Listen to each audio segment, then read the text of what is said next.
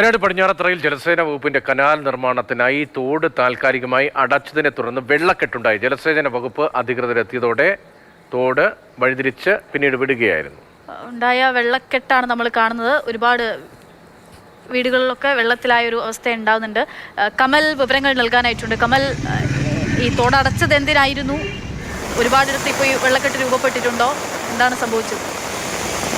അക്ഷയ, ബാണാസുര സാഗർ പദ്ധതിയുടെ ഭാഗമായി ജലസേചന വകുപ്പിന്റെ കനാൽ നിർമ്മാണം ആ ഭാഗത്ത് നടക്കുന്നുണ്ടായിരുന്നു. കനാൽ പോകുന്നത് മുകളിലൂടെയാണ്, അക്വഡക്റ്റ് ആയാണ് മുകളിലൂടെ കനാൽ പോകുന്നത്. അതിന്റെ നിർമ്മാണത്തിന്റെ ഭാഗമായി ഈ തോട് പൂർണ്ണമായും അടച്ചതല്ല, അതിൽ പൈപ്പിട്ട വെള്ളം പോകാൻ സൗകര്യമൊരുക്കി ആണ് അടച്ചത്. പക്ഷേ വലിയ മഴ വന്നപ്പോൾ ഈ പൈപ്പിലൂടെ വെള്ളം ഒഴിവാകുന്നുണ്ടായില്ല. അങ്ങനെയാണ് ആ പ്രദേശത്ത് വീടുകളുടെ ചുറ്റുമൊക്കെ വെള്ളം കയറിയത്.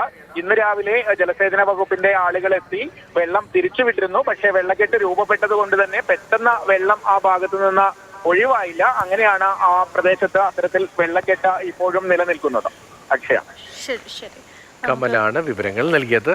അധികൃതരെത്തി തോടിപ്പോൾ വഴിതിരിച്ചു വിട്ടു എന്നുള്ളതാണ് അവിടെ നിന്നുള്ള വിവരം. വീടുകൾക്ക് സമയത്തേക്കൊക്കെ വെള്ളം കയറുന്ന സ്ഥിതിയായിരുന്നു.